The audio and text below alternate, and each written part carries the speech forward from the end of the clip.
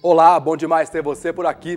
Vivemos em um país democrático onde a liberdade de expressão é um direito assegurado por lei. Mas será que isso significa poder dizer tudo aquilo que se pensa, sem precisar medir as consequências que uma piada, uma opinião, uma mensagem publicitária podem causar?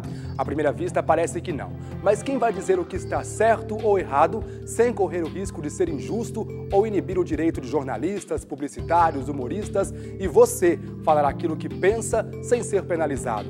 Não seria mais correto, por exemplo, no caso dos humoristas, que o próprio público fizesse o papel de censor? Ele mesmo decidindo se assiste ou não aquele comediante que sempre faz piadas sobre gordos, negros, gays, mulheres, deficientes. No programa de hoje, vamos discutir os limites do humor, da liberdade de expressão, da publicidade. Limites, bons ou ruins? O Dois Pontos de hoje já começou. O primeiro computador eletrônico foi um produto da Segunda Guerra Mundial que representava a separação do mundo em dois. A opção da descoberta iria salvar o mundo.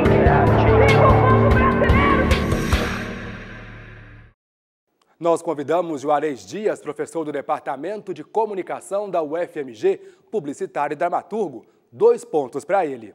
A gente vê vários humoristas fazendo piadas absolutamente preconceituosas, reacionárias, enfim, fazendo piada até de situações de crime, de assassinato, de estupro. Então, peraí. Convidamos também o dramaturgo e produtor Wesley Marchiori. 2 pontos para ele. Hoje, se você não pode falar, ou se fala e o outro se sente ofendido porque falou, eu sou nordestino, eu não gosto que fale nordestino, mas eu não sou loura, então pode falar de loura. Tem um pouco isso. Bom, nós convidamos, eles aceitaram o nosso convite. Muito obrigado, viu, pela presença de vocês aqui no Dois Pontos. Vamos começar falando um pouquinho da carreira de vocês, né? O público de casa está querendo saber qual a relação, né, que vocês têm com o humor, o que acham do humor. Enfim, conta pra gente um pouquinho. Eu comecei a escrever humor em 97, profissionalmente. Meu primeiro espetáculo foi Alô, Alô Brasil, um teatro de revista, que é um teatro crítico, né, social. E dali eu não parei mais. Na época eu fazia curso de formação de ator no TU e havia essa vaga, essa demanda para se escrever uma revista. Eu já testava alguns esquetes de humor, porque o teatro de revista ele é formado com pequenas cenas, na maioria das vezes vaudeville, com esse caráter de crítica mesmo. Então eu estudei um pouco o tema, apresentei alguns esquetes para o produtor e fui aprovado. E dali eu não parei mais, já foi, digamos, o meu cartão de visita, mas eu já tinha, por exemplo, As Barbeiras eu escrevi escrevi quando eu tinha 18 anos, escrevi em 93. Então eu já vi alguns textos ainda inéditos que eu não mostrava para os produtores. E aí quando o Alô, Alô Brasil estreou, aí sim a cidade, a classe, começou a me ver um novo dramaturgo de comédia na cidade. E ali eu não parei mais, porque essa demanda sempre, comédia hoje, né, Juarez, é um dos gêneros mais montados na cidade, dos mais assistidos. E aí foram vários outros, hoje eu tenho cerca de, acho que uns quase 20 espetáculos montados já. Eu tenho um trabalho, uma carreira no teatro que começou, enfim, no curso de comunicação do UniBH, onde eu me graduei e tive um grupo de teatro lá formado só por alunos da comunicação e depois esse grupo foi se encaminhando para um trabalho mais profissional. Alguns foram trabalhar mesmo com a comunicação e alguns também continuaram no teatro.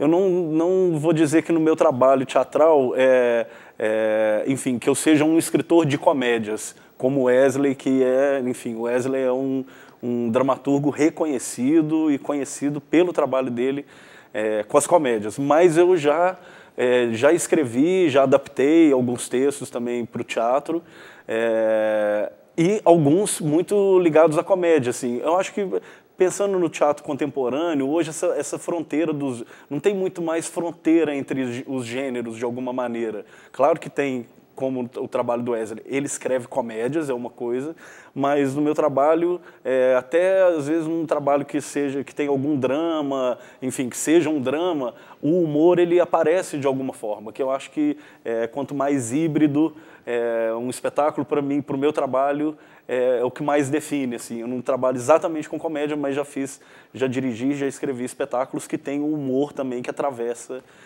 esse trabalho, como Atrás dos Olhos das Meninas Sérias, que eu fiz junto com a companhia Pierrot Lunar, o Sexo, que é uma adaptação de um romance do André Santana. O Sexo, propriamente, é um romance de humor. Enfim, então eu tenho uma relação com o humor muito também como espectador. Eu acho que todas as pessoas gostam de humor, de uma forma geral, independente se trabalham com ele ou não, né? Mas o humor, para mim, sempre chama muita atenção, porque através do humor existe uma possibilidade do humor como uma crítica social. Dá para poder aprender, daqui a pouco quero falar um pouco da função do humor para além de fazer rir, mas dá para poder aprender a fazer humor ou não? É algo que já nasce com a pessoa? É um dom, Wesley? É um dom. Não só para quem escreve, como para quem dirige, e principalmente para o ator que está ali defendendo. Não se aprende, nasce mesmo com o dom. Mas existe técnicas da melhor forma de se fazer aquele humor. Se você, por exemplo, está fazendo no teatro, você tem que ter o tempo da risada, porque é para segurar um ritmo. Mas isso se aprende na prática. Mas tem que ter o dom, sim. Sem o dom é impossível. Não quer dizer também que a pessoa que faz humor, ele seja uma pessoa muito engraçada na vida. Geralmente, até o contrário. Os atores de comédia, os melhores, são, quando eles estão fora da cena, quando eles não têm aquela máscara, são pessoas mais reservadas, mais tímidas, mais antissociais. Então não quer dizer também, se você está em casa, eu sou mais engraçado do churrasco da família, você comediante. No seu caso, muitas pessoas te pedem para contar piada e não é bem assim. Não, até que contar piada não, eu passo por um outro processo. As pessoas, quando elas me contam alguma história ou vivem alguma coisa da qual eu sou testemunha, elas têm muito medo de eu transformar aquilo em cena. Então, às vezes, até me pede aqui, não conta isso não, tá? Aí eu ainda brinco, falo assim, não, eu vou contar, mas eu vou trocar o nome. Dentro do trabalho de vocês, já sofreram alguma censura, algum cerceamento? Vocês ou alguém que vocês conheçam, que tenha trabalhado com vocês diretamente? Olha, mas, enfim, a gente vive num país democrático, num regime democrático, mas a gente sabe de alguns tipos de censura, que são censuras de alguma forma indiretas, né? Não são censuras institucionais ou oficiais. Quando eu fiz o Atrás dos Olhos das Meninas Sérias com a Pierrot, a gente sentia que a gente estava sofrendo uma censura, porque o espetáculo, que hoje já completa 6 anos em cartaz, é um espetáculo que nunca recebeu patrocínio. E é um espetáculo que trabalha com uma linguagem muito explícita, tem muito palavrão, enfim, é sobre uma mulher que resolve desabafar sobre as mágoas do relacionamento dela. Então a gente sabia que quando a gente recebia negativas de patrocínio, de apoios de editais, a gente sabia que tinha a ver com isso. Às vezes com textos que descreviam, que narravam cenas de sexo explícito, a questão do palavrão, e no próprio Sexo do André Santana, que ele trabalha oficialmente com estereótipos, numa perspectiva de ressaltar os estereótipos a fim de chamar atenção para o preconceito. Mas muitas pessoas se incomodavam, elas não entendiam que era uma crítica, que era uma ironia. E às vezes ficavam incomodadas achando que a gente estava reforçando esses preconceitos e esses estereótipos. Então, de alguma forma, há um tipo de censura, mas esse é indireto, muitas vezes velado, mas que muitas vezes também pode impedir um trabalho de ser realizado. Quando eu trabalho com encomenda, geralmente o produtor ele tem na cabeça dele uma ideia de que tipo de humor ele quer, onde ele quer chegar, quem ele quer atingir, para quem ele quer vender. Porque a gente não pode esquecer, pelo menos no meu caso, é um produto que vai se sustentar pela bilheteria. É raro mesmo as comédias serem aprovadas em editais, e quando são, é raro captar, porque quem patrocina a empresa tem um certo receio mesmo de vincular a marca com algum tipo de produto que tenha alguma ou estética ou ideal que pode manchar a empresa. Sexo é uma coisa muito mesmo... A gente já passou por isso com Na Virada do Sexo, com outros espetáculos que eu escrevi também. E os estereótipos, assim, quando eles vão, né, muito em cima, assim, é muito exagerado, mesmo as empresas preferem não vincular. Então, com isso, quando é encomendado, há um limite até onde eu posso ir e o que ele quer. Então, às vezes, se eu passei daquilo, antes de ser aprovado, antes de começar a ensaiar, o produtor já corta, não é por aí. Agora, existe uma censura, uma autocensura, ou seja, de vocês mesmos, de acharem que não estão exagerando, melhor não ir por esse caminho, ou não? Tem de ser livre e é livre sempre? Não, eu não acho, não penso que seja livre, porque o seu compromisso é sempre com o outro. Né? Então, não chega a ser uma autocensura, mas uma autocrítica enquanto você está construindo o trabalho, sabendo que aquilo se destina a uma audiência, a uma coletividade. Então, existe uma preocupação com que as pessoas vão receber. É a mesma coisa de você convidar alguém para ir na sua casa e você não se preparar para oferecer alguma coisa para elas. Então, você tem que saber o que é que você está oferecendo no espetáculo ou em qualquer outro tipo de produto. Né? Então, há um cuidado, uma atenção, mas que eu penso que é em relação ao respeito ao espectador, em primeiro lugar. Né? Não que não possa desagradar ou que não possa ser polêmico nem chocante, mas que a gente tenha uma consciência do que é que está sendo entregue até para lidar com a recepção. A gente assina, né? Está ali o nosso nome, então já se pressupõe que há uma autocrítica, assim, a partir do momento que, né, que até onde o Wesley Marchiori o que ele quis dizer. Mas o que eu tenho uma censura interna. Claro que na minha vida pessoal eu vou até um determinado momento dentro das minhas críticas. Mas a partir do momento que eu vou fazer daquilo uma vitrine, que eu sei que eu vou chegar dentro da cabeça da pessoa, fazer ela refletir, dar um exemplo ou não exemplo, ou enfim, eu não sou careta na minha vida pessoal, mas enquanto profissional eu tenho que ter um respeito. Primeiro com o veículo, que é o teatro, que é uma arte milenar. Então, eu tenho que ter respeito com o teatro, eu tenho que ter respeito com o meu espectador e com o meu compromisso enquanto artista. Mas eu também não admito, eu prefiro continuar inédito do que eu entregar um texto para um produtor e ele começar a cortar porque, tem palavrão demais. Poxa, mas aquela personagem, ela é assim. Ela fala dessa maneira. Ela tem, nesse mesmo espetáculo, tem um outro personagem que não fala palavrão. Às vezes é um padre, não fala um palavrão. E quem diz que o padre também sozinho, quando ele está lá no quarto dele, também não vai pensar ou falar um palavrão? Então, eu não fico tão controlado. Eu tenho um compromisso com o personagem também que eu criei. Ele tem uma verdade. Porque se eu colocar ele muito angelical, porque a sociedade não permite esse tipo de coisa, então ele não é de verdade. E aí, né, não tem arte ali. É só um modelo repetido de uma conduta que a sociedade considera regular em cima dos trilhos. Ande por aqui, porque aí é legal. Que uma coisa que a televisão tem muito, né? Porque a televisão atinge mais gente. Eu quero saber daqui a pouco um pouco da diferença dos espaços, né, do teatro, da TV, enfim. Vamos falar um pouquinho sobre a função social do humor, né, da comédia? Tem gente que diz que é só fazer rir, o fim é rir. É isso mesmo ou não? Existe uma outra função, uma função social, talvez? Enfim, o que vocês pensam? O Bertolt Brecht, que é um ícone do teatro moderno no mundo, né, o alemão, dramaturgo, encenador, o Brecht, ele falava muito que, assim, para ele fala assim, gente, o teatro, a primeira função do teatro é divertir as pessoas. É muito chato quando você vai ao teatro e o teatro te aborrece. Você já tem coisas muito... a vida já tem muitos aborrecimentos. Você ainda vai ao teatro para ainda se aborrecer, para ficar entediado, acho que não tem muito sentido. Eu gosto muito quando o Brecht fala, porque o teatro dele era um teatro muito crítico, um teatro de cunho marxista, social e de denúncia e etc. Mas ele não perdia a característica do divertimento. Assim. As pessoas têm que se envolver com a história. Então eu penso que a comédia ela tem uma função, ela é para rir, mas se a finalidade, se a comédia termina no riso, eu acho que ela perde. Se o fim dela é o riso em si mesmo, rir por rir.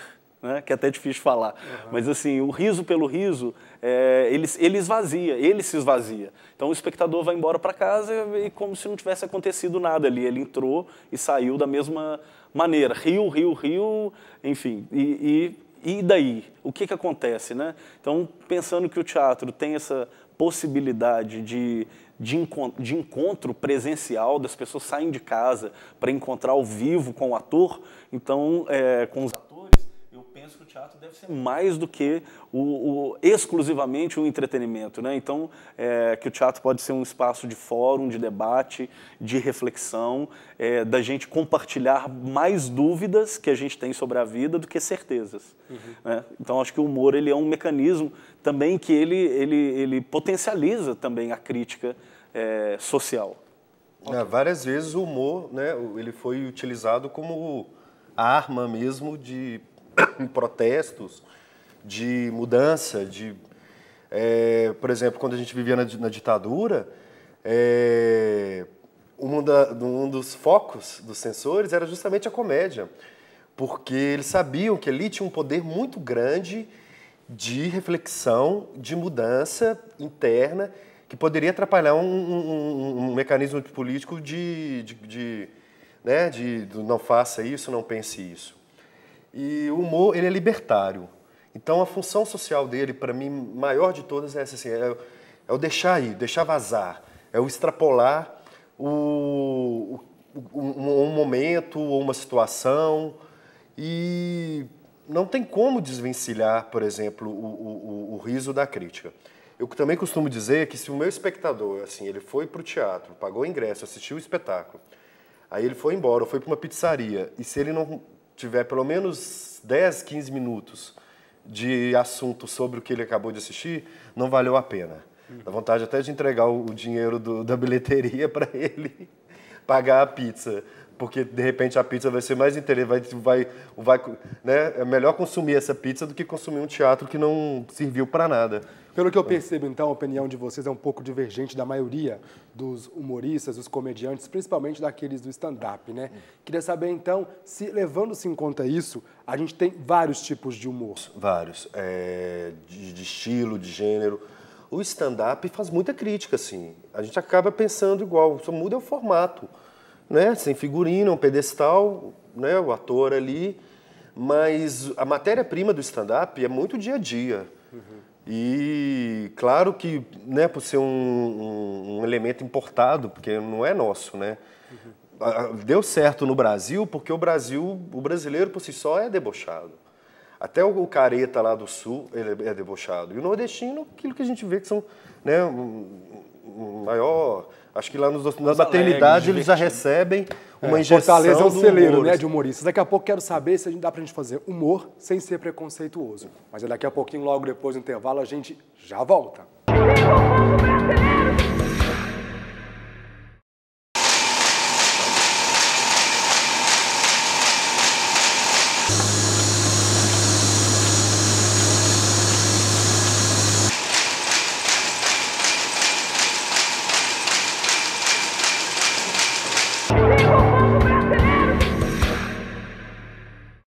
Estamos de volta e no programa de hoje falando sobre os limites do humor e da liberdade de expressão. Quem está com a gente hoje é o professor do Departamento de Comunicação da UFMG, Juarez Dias, e o dramaturgo Wesley Marchiori. Dá para a gente poder fazer humor sem preconceito? O que vocês acham? Dá. Dá para fazer. É possível. Porque, na verdade, quando a gente está no campo do humor, é claro que o que o humor vai trabalhar é com a caricatura, né? Com o aumento, com a lente de aumento, com a explicitação de determinadas características humanas e etc. Mas quando você coloca, enfim, quando a gente tem, por exemplo, dois personagens e um é colocado hierarquicamente inferior ao outro, ou seja, um é considerado uma referência e o outro seria o seu contraponto. Então, nessa balança desequilibrada é que aparece o preconceito. Quando você diz que A é melhor que B, que C é melhor que D, que branco em relação a negro, homem em relação a mulher, gays em relação a héteros. Então, quando coloca esse desequilíbrio, enfim, quando você coloca a partir da mesma referência, coloca um inferior ao outro, o preconceito emerge, né? E se você tem um panorama mais aberto, onde eu estou fazendo uma crítica de A e também de B, e sem que eles estejam em oposição hierárquica, você continua fazendo humor, mas você não incorre de colocar o preconceito, de olhar e falar, então A é legal e B não é. E o preconceito ele está no receptor, né? Não no emissor. Quem está ali recebendo, quem está presenciando aquilo, que vai ter a crítica, porque é difícil para a gente assim, falar que a gente está defendendo uma coisa ou outra. Porque não começa com a gente, mas não termina com a gente. A gente que cria a cena do humor, ele não termina com a gente. Ele termina em quem está recebendo, e da maneira que está recebendo. E pode ser que no teatro, de uma fileira com 20 pessoas, 19 não vê preconceito naquilo e um veja. Então, quem é esse que viu, esse que recebeu? Então é muito subjetivo, você acha? Claro. E subjetivo, individual e hoje mesmo, assim, por essa facilidade de acesso a ler o que o outro pensa e facilidade também de se falar o que pensa. Hoje em dia todo mundo fala o que pensa, vai, né? A internet aceita tudo. Então, com isso criou-se um policiamento e isso é um preconceito com o humor também. É um preconceito com a função do humor, tudo que o humor poderia ajudar como um elemento de mudança, acaba ficando policiado e chato. É chato. Hoje em dia, não pode falar isso, não pode falar aquilo. Eu até entendo os limites, assim, porque, por exemplo, eu sou de uma geração, acho que o Ju também, que a gente sofria bullying. Era uma coisa comum do crescimento. Óbvio que tem um limite físico, né, psicológico, mas hoje são crianças de uma geração que não se pode fazer uma piada do tênis, ou que ele é quatro olhos porque usa óculos. Olha a ingenuidade nisso, né? É complicado. Você disse no primeiro bloco que existe também a função social, Sim. da pessoa refletir e tal. Sendo assim, se a gente acha que, ok, pode, em certa medida, tudo bem, esse pessoal que vai para o bar depois da peça de teatro, eles não refletem e acham isso absolutamente normal e acabam reproduzindo isso no dia a dia? E aí, de novo, eu digo, quem é que vai colocar aí um limite, vai colocar um equilíbrio? Como todas as regras, né? Se você vive em uma sociedade, você tem regras.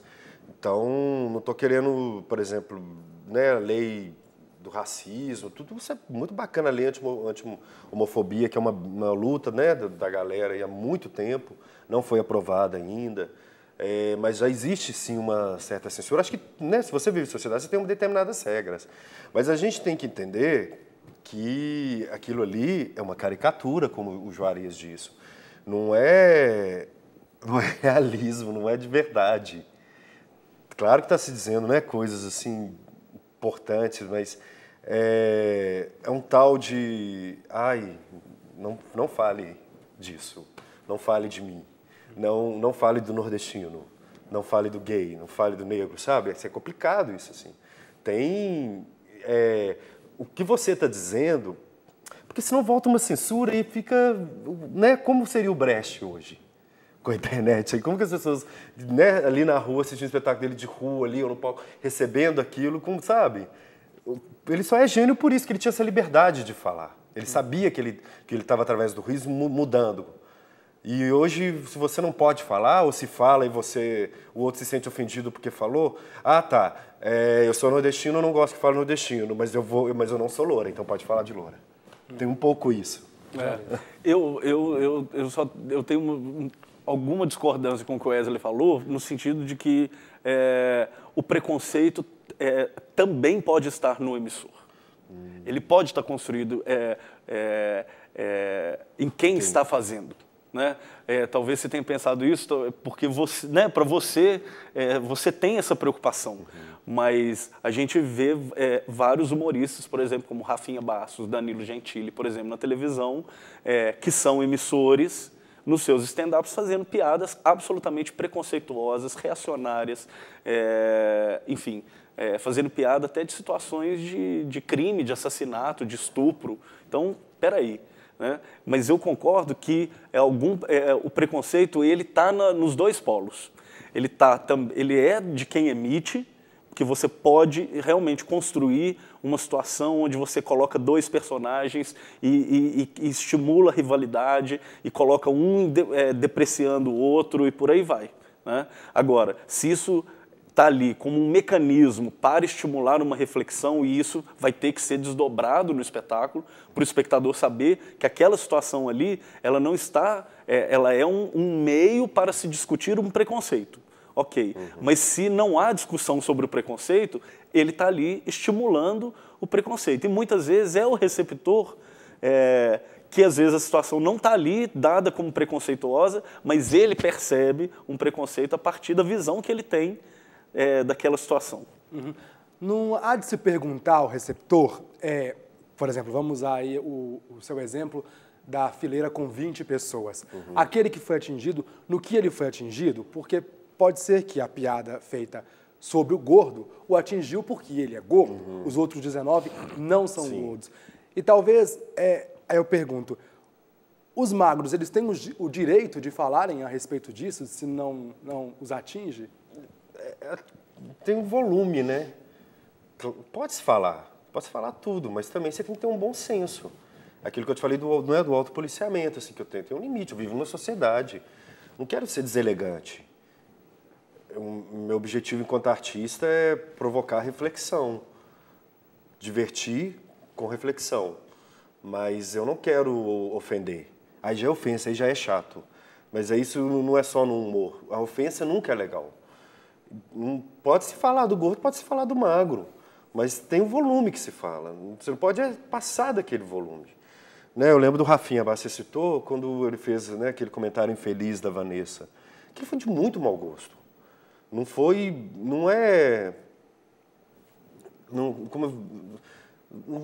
de mau gosto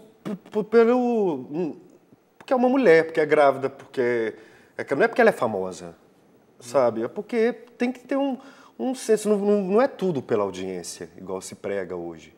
Acho que tem que ter mesmo um limite. Mas isso também, os criadores ali, os redatores, porque ele não está sozinho, a gente sabe que ele tem uma equipe por trás também. Né? Pode parecer que ele está sozinho, que tudo ali é espontâneo, que tudo ali... Não, tem um roteiro ali, tem um marketing também, ele é vendido por isso. Ele paga esse salário para ele, pede para ele anunciar produtos, porque ele vende essa imagem.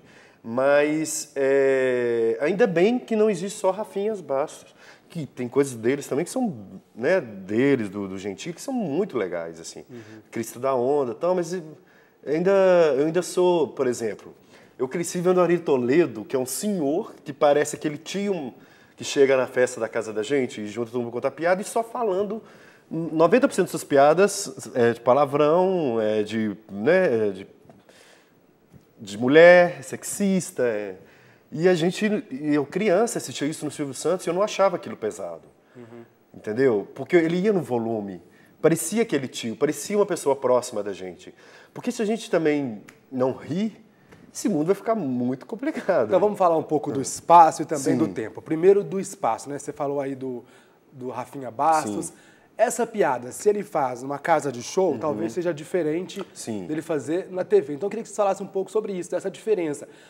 Vale alguma coisa além no teatro que não vale na TV, por você ter um público mais heterogêneo, ou seja, de que não vai entender o texto, não vai entender realmente o que você quis dizer, não vai entender nem mesmo o contexto da coisa? O que vocês acham? Olha, há diferença, sim, dos espaços, TV, teatro, mas os dois devem prezar pela educação, eu acho. São lugares de sociabilidade, onde você estabelece relações sociais com as pessoas. Então, como o Wesley lembrou, assim, ser deselegante, ser mal educado, acho que não tem nada a ver em lugar nenhum, nem no teatro, nem no cinema, nem na televisão. A diferença do teatro é que a audiência é muito particularizada, né? Enfim, agora, no caso da TV, o alcance é muito grande, né? Então, uma piada que é feita no teatro, ainda que seja uma piada preconceituosa, que eu critico e que eu não acho que é por aí, ela não vai ter tanta repercussão porque você tem uma escala muito pequena de pessoas. Mas, ainda assim, você vai encontrar espectadores que vão se incomodar com isso, que não vão gostar da apresentação. Agora, no caso da TV, chega para muitas pessoas ao mesmo tempo. E a repercussão é muito maior. Então, o eco disso, né? E a TV ainda tem uma uma relação de credibilidade para muitas pessoas, né? Então aquilo, disse na TV, é quase como assim, todo mundo, entre aspas, né, mas assim, assina embaixo. É verdade, né? Então, é a verdade porque está na televisão. Então, o compromisso do humor na televisão, ele é ainda maior. Eu também observo uma diferença muito grande. Se a gente for olhar os quadros do Chico Anísio dos anos 80, mas entendendo também que o Chico Anísio era um humorista que contemplava uma grande diversidade de tipos humanos. Então, se tinha o personagem gay, tinha até a crítica à própria TV, né? Tinha um Bozó, que era o repórter que ele fazia da TV Globo, tinha a Mãe de Santo, tinha a astróloga, ou seja, o fazendeiro, o político. Então, você via uma diversidade, que é onde eu acredito um pouco que o humor, se ele contempla uma diversidade, ele não está colocando, ele não está pegando o pé de alguém nesse sentido, né? Agora, a gente sabe que algumas categorias sociais já foram muito exploradas pelo humor e hoje reivindicam determinados direitos, como os negros, as mulheres, os gays, porque já foram alvo. E alvo de quê? De um pensamento também machista, né? Vários comediantes, a grande maioria, diz que piada realmente tem de ter preconceito. Eu li em vários artigos isso, inclusive da galera do stand-up, e a justificativa deles, algumas das justificativas deles, é realmente dessa galera das antigas, né? Chico Anísio, os Trapalhões, por isso que eu quero falar daqui a pouquinho sobre isso, mas sobre o espaço. Você acha, então, que o espaço ele tem o poder de mudar o texto?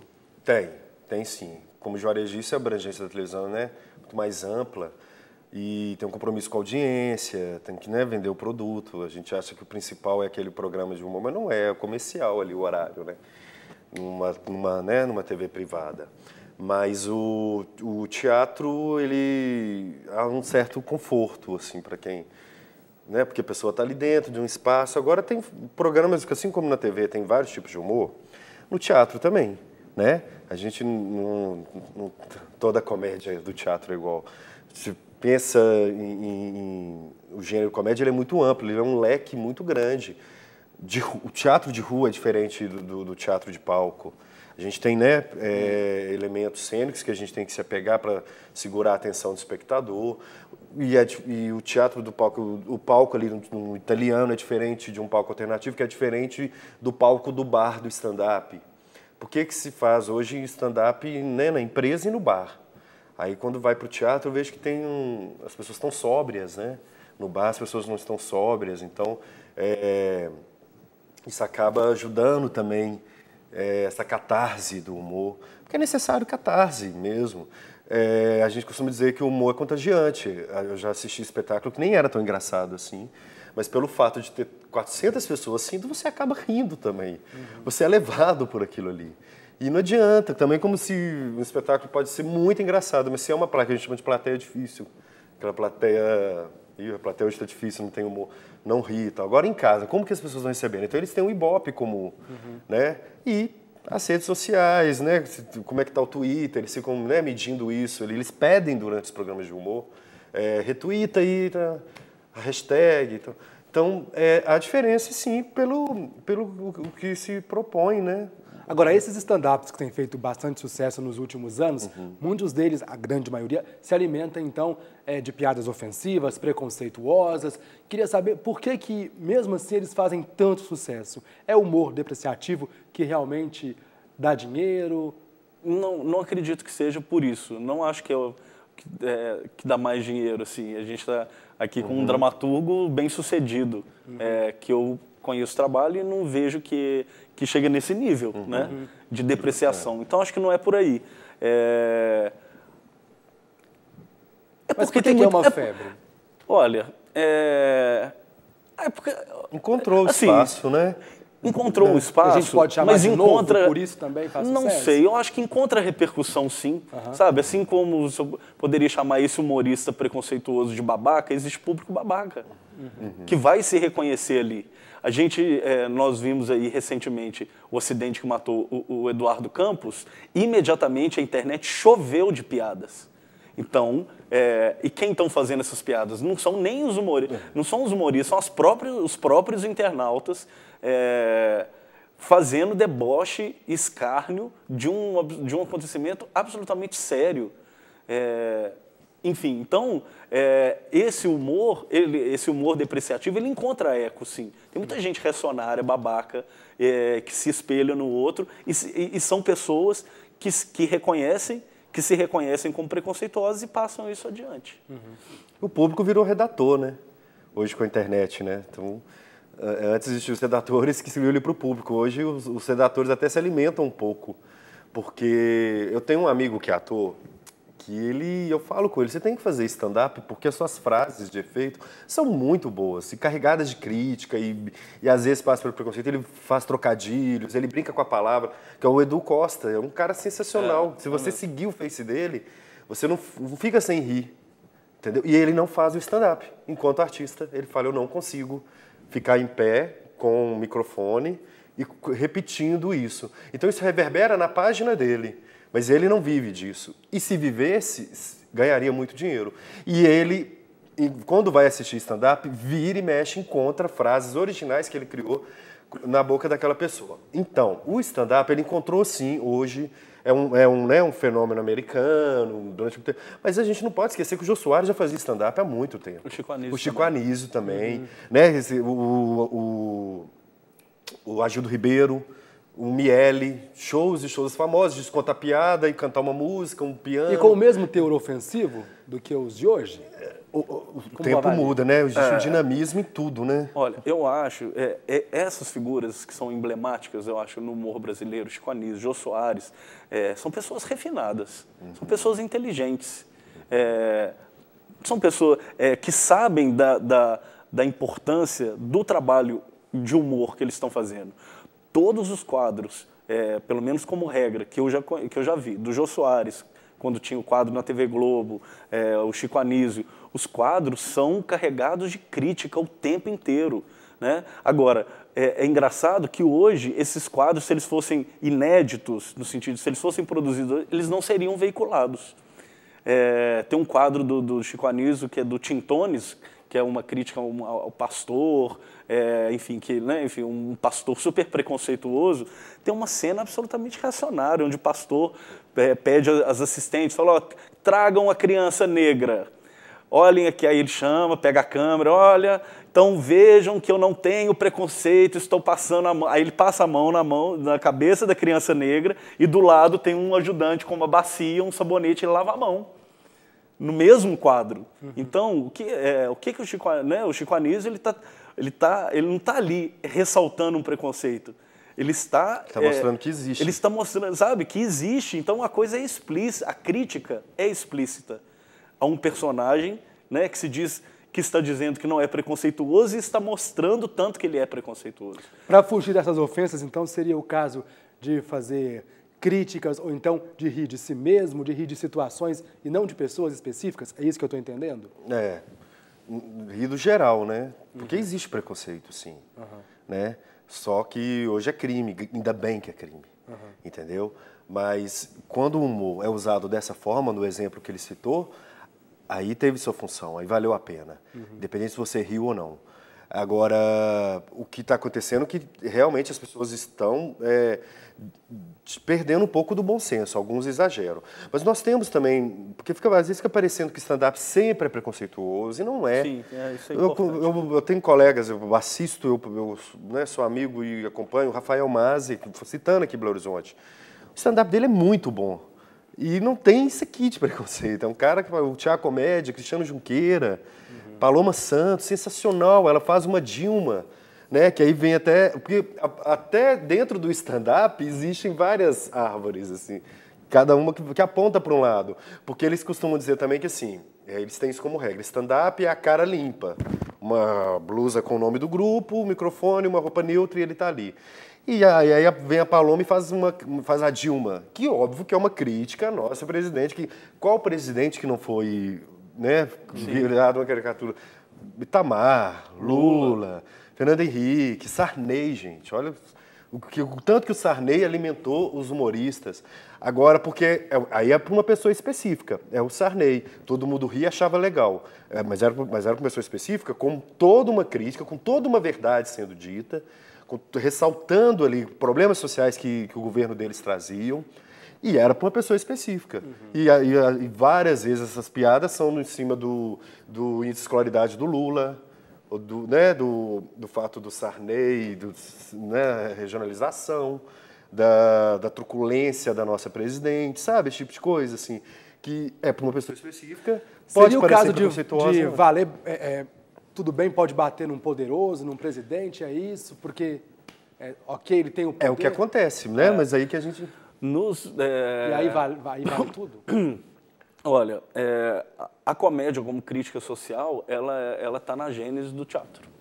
Na Grécia Antiga, os espetáculos de comédia, os alvos eram os legisladores, os filósofos, que eram, enfim, na visão dos comediógrafos, eram arrogantes, né? Então, assim, nós temos a sabedoria, os políticos, ou seja, setores da sociedade, né?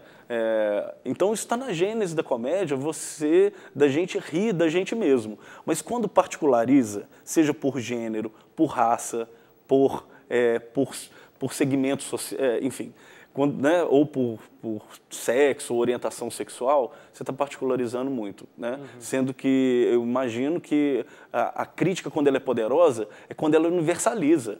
Eu estou falando de um defeito humano, desonestidade, violência, alguma coisa, ou avareza. Eu estou sendo universal. Né? Então, a universalidade, ela envolve mais pessoas. Né? Então, você não está ali numa plateia onde você está constrangido porque a piada que está em cima do palco se refere à pessoa que está sentada do seu lado. Isso, claro que cria um constrangimento. Né? Quando a gente fazia o Sexo, que é um romance do André Santana, esse romance, os nomes dos personagens já são estereótipos.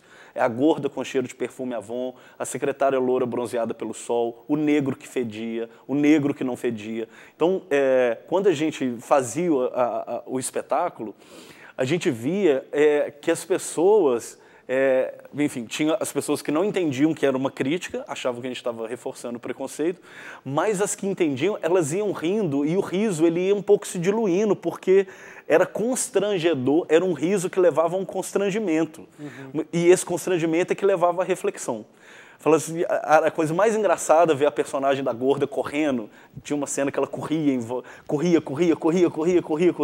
as pessoas iam achando aquilo engraçado, como se ela quisesse... E no final, já não tá, o riso ia parando, porque a crítica, as questões que eram realmente relevantes para a gente, elas iam emergindo. Então, esse riso ele ia virando uma reflexão. Eu acho que isso sempre é mais potente do que o preconceito pelo preconceito. Ok, daqui a pouquinho a gente vai continuar nosso bate-papo. Vamos falar um pouquinho sobre o poder que a internet tem aí de disseminar alguns preconceitos no humor, enfim. A galera também fazer humor na internet. Mas daqui a pouquinho, logo depois do intervalo, a gente já volta para o último bloco do 2 Pontos. Até já!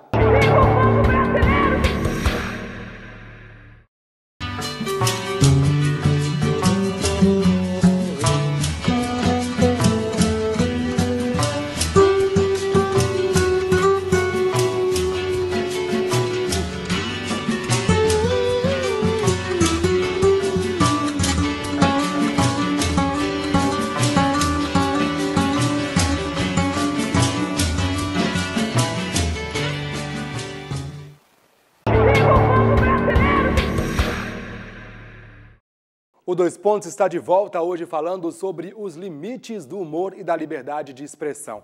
A gente tem um caso famoso que é dos Trapalhões. Naquela época eles chamavam o Mussum de negão, algo talvez impensável nos dias de hoje. É porque a gente não via maldade naquela época, é porque a maldade não existe, enfim. A patrulha agora está maior, a censura está maior. O que vocês pensam em relação a isso, a essa mudança da opinião pública do passado para agora? O Brasil mudou, né?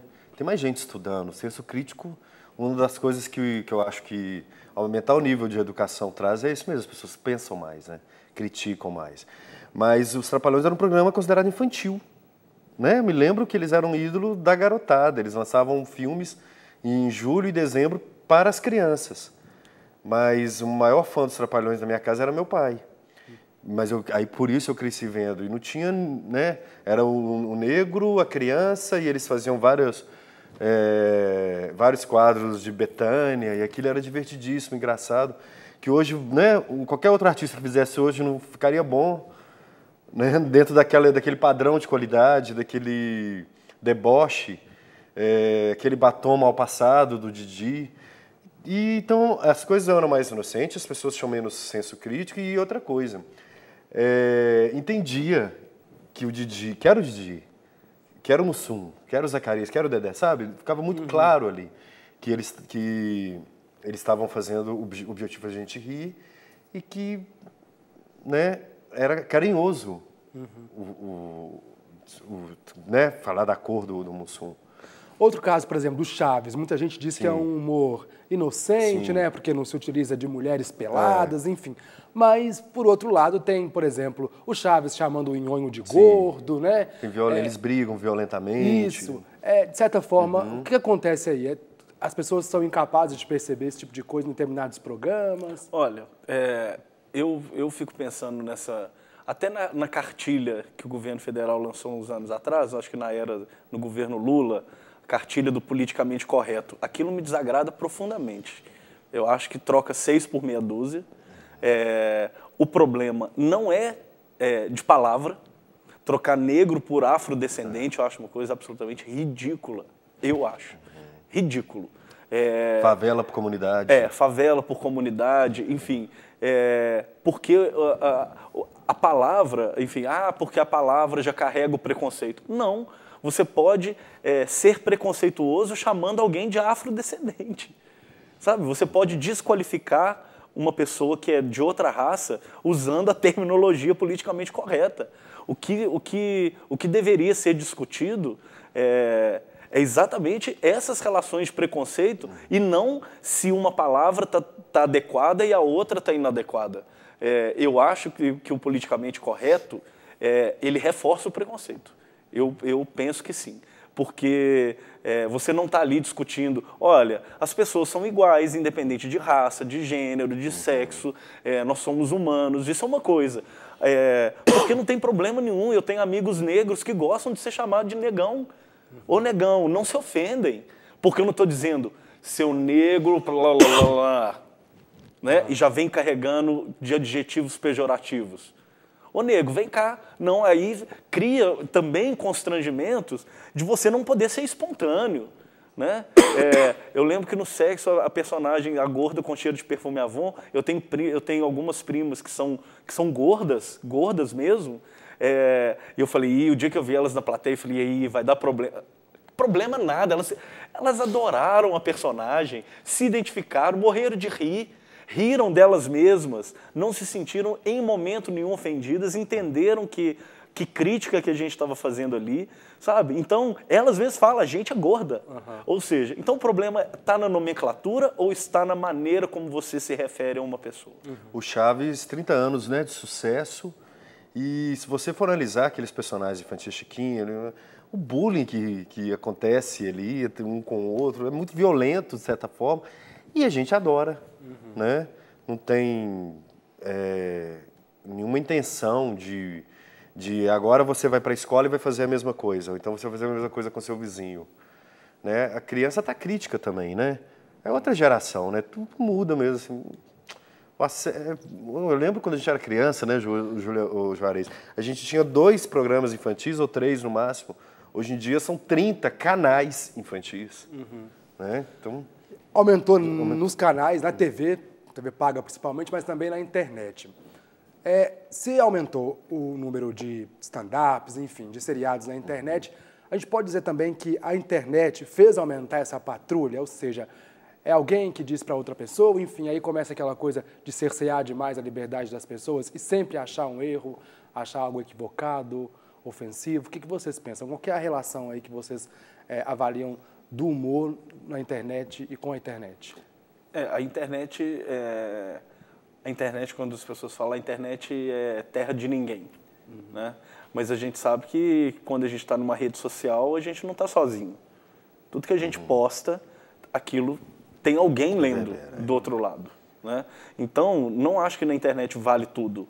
e pode falar tudo que quiser, porque exatamente a liberdade, você só a gente não é livre sozinho, não existe liberdade sem alteridade. Você não é você só é livre quando você está em relação com o outro. E a liberdade, e a sua liberdade acaba quando começa do outro, ou seja, então é uma questão de espaço, de território. Eu sou livre se o outro é livre. Se o outro não é, enfim, então tá havendo... Então as pessoas acham que podem dizer tudo que querem na internet e não pode dizer, né? Não pode desqualificar as pessoas por determinadas características, sejam elas quais forem. Ontem eu estava vendo na internet um casal de adolescentes, o menino branco, a menina negra, tem vários jornais hoje, em vários portais, comentários violentamente racistas, comentários assim: onde você conseguiu essa escrava? Assim, na internet, peraí. Então, não é pensar em censura nesse sentido, mas as pessoas não podem dizer tudo que elas pensam porque estão ferindo a liberdade do outro de existir, né? Mas é fácil você... Quem quer ofender, ele monta um perfil fake, né? E... né, vai ser lido, mas aí que vem a autocrítica. Como a gente também tem a opção de trocar de canal, ou desligar a TV, fechar o livro, voltar com ele para a estante, a gente também pode não ler e não reverberar, porque o problema da internet é que eu acho que ela é muito simuladora, assim, né? Ela dissemina muito rápido. Uma coisa em 5 minutos já, sabe, assim, é muito rápido. Viraliza assim. rápido. E às vezes não tem tempo nem de se criar um conceito, não digo nem um conceito intelectual, mas assim, uma crítica em cima daquilo que você acabou. Quem nunca, às vezes, compartilhou uma coisa sem checar uma fonte e depois, né, estava contribuindo para uma coisa que nem era tão bacana, assim, ou era uma mentira, uma inverdade. A indenização ela é um direito, né, assegurado pela Constituição. Sim. Mas o que vocês acham disso, assim, de ter que chegar até a justiça? É realmente a justiça quem deve dizer o que está certo ou errado, o que é preconceituoso e o que não é? Ou não, é o público mesmo, como eu disse lá no início do programa, ou seja, é ele quem deve ser o censor? Olha, enfim, existe o sistema judiciário para fazer cumprir as leis, né? E o que a nossa sociedade julga como... porque os valores morais, né, eles vão se alterando com o tempo, né? Então, o que não era preconceito há um tempo atrás, hoje pode ser visto como algo preconceituoso. Eu não sei, é a mesma coisa de colocar na mão do público a ideia de fazer justiça com as próprias mãos. Eu não sei se é adequado, não sei se é o público que tem que julgar. Acho que a função do público pode ser de denunciar. Olha, estou vendo isso na internet, como eu mesmo já participei de uma denúncia. Uma amiga compartilhou no Facebook, olha, vejam isso. Era um cara do Sul que tinha vários vídeos absolutamente violentos, dizendo que tipo de mulher deveria ser estuprada, como estuprar, como abordar. Um vídeo, uma aula didática no YouTube sobre estupro. É crime, né? Então, vamos denunciar. Eu também entrei lá no Ministério da Justiça, agora eu não vou me lembrar exatamente onde faço denúncia, e eu peguei o link, fui lá e também fiz a denúncia. A gente pode denunciar. Agora, censurar, julgar, aí eu acho que são as instâncias competentes que tem que fazer. Né? Tem que ter mesmo, assim, punição. Então, eu acho que tem que ser julgado, sim. Mas eu me lembro de até os humoristas? Sim, claro. Por exemplo, o que o Rafinha fez com a Vanessa, né, foi muito discutido na época. Ele foi julgado, foi condenado e ele disse: eu pago a indenização, mas eu não peço desculpas. Porque ele, né, como humorista, ele se acha nessa liberdade. Mas foi deselegante. Agora, ninguém vai viver disso, né? Hoje mesmo, essas adolescentes que as fotos nuas ficam, né, espalhadas aí vão e se matam. A coisa tá precisando ter um limite mesmo ali na internet. Mas crime tem que ser punido. Qualquer tipo de crime. Sabe? Se a pessoa se sentir ofendida, ela tem que procurar seus direitos mesmo. E por isso que tem que ter o limite. Eu não vejo graça em ofender o outro com um ato criminoso. Não vejo graça. Então o humor não caminha junto com isso. Isso não é humor. Isso é um crime. E aí não tem que ir para teatro, tem que ir para né, as instâncias mesmo. Vamos falar um pouquinho sobre publicidade. Nosso tempo está um pouquinho aqui corrido, mas seria a sua experiência em relação à publicidade. Depois a gente te chama de novo para poder falar mais sobre o tema, tá, Juarez? Mas na publicidade também existe esse cerceamento, essa censura toda, até que ponto que isso é válido? A gente tem o CONAR, né, o próprio conselho que regulamenta a publicidade, o que diz o que é certo ou errado. Mas eu queria que você falasse um pouquinho sobre isso, essa liberdade na publicidade. Assim como, né, a gente está falando dos humoristas que trabalham nos veículos de comunicação de massa, TV, rádio, que tem que saber os limites que eles têm em função dessa audiência tão ampla, tão diversa, o mesmo acontece com a publicidade, né? Então, muitas vezes, a gente vê que a publicidade também reforça estereótipos e preconceitos, né? Há quanto tempo as mulheres estão, enfim, lutando por uma posição, por uma percepção de igualdade em relação aos homens na sociedade, para vir uma empresa e sustentar a imagem da mulher como objeto, sabe? Então, isso não é um paradigma que a gente... existe um novo paradigma, né? As mulheres como categoria, digamos assim, muitas estão lutando porque a mulher objeto não é só porque ela é um objeto, porque a mulher objeto ela vai sofrer violência doméstica, porque o homem vai se sentir dono daquele objeto, né? Então a mulher ela não tem identidade própria, ela não tem o exercício da sua sexualidade, ela está a serviço do homem. Então, em alguns momentos, quando a publicidade de cerveja, de carro, continua estimulando a ideia de que a mulher é exclusivamente um objeto, ela está contribuindo para reforçar esse preconceito e que a gente sabe que muitas mulheres são vítimas de violência doméstica. No humor, seria essa saída de fazer um conselho de humoristas, eles mesmos determinarem? Não, né? Não chega tanto, não. Cada um sabe de si, né? Engraçado, assim, porque eu nunca repito o tema, nunca repito o texto. Não vou contar uma história que já foi contada, né? E, então, cada peça minha é de um jeito, assim, mas eu fico pensando se vou passar isso por um conselho, sabe? Tem uma que fala mal de sogra, e aí, sabe, assim, tem a loura burra, não tem como, isso é muito chato, assim, deixa o público tirar suas conclusões. Quando se fala em conselho, seja porque sou jornalista e sei como é complicado ainda esse debate sobre o conselho, vem mais ou menos essa ideia, né? Conselho, talvez não. Como publicitário, como é que você avalia a interferência do CONAR?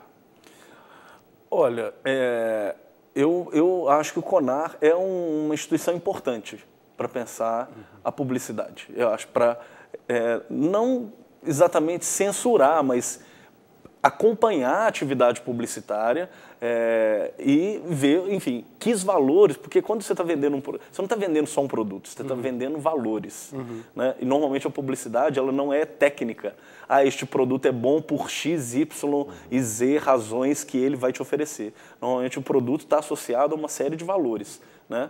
Então, há alguns valores que estão ligados às questões morais do nosso tempo que têm que ser observados. Que ideia está sendo disseminada ali, né? Agora, todo conselho regulatório tem o perigo desse conselho também se sentir propriedade. Olha, eu posso cortar se eu quiser. E ser moralista, né? Ou ser moralista, ou ser leviano nesse sentido. Né? Então, quando a gente pensa nesses órgãos reguladores, tem que sempre pensar assim, e quem vai, como é que fala, e quem vai questionar o CONAR, né? Qual outro órgão que também pode, não, vocês estão pegando pesado, estão exagerando na censura. Mas eu imagino que eu vejo a importância do CONAR exatamente porque a publicidade, ela vende valores, né, junto com os seus produtos e serviços. Ok, o assunto sobre publicidade também rende, né, Juarez? Rende. Então depois a gente conversa mais sobre isso. Quero agradecer demais a presença de vocês aqui, viu? Muito obrigado.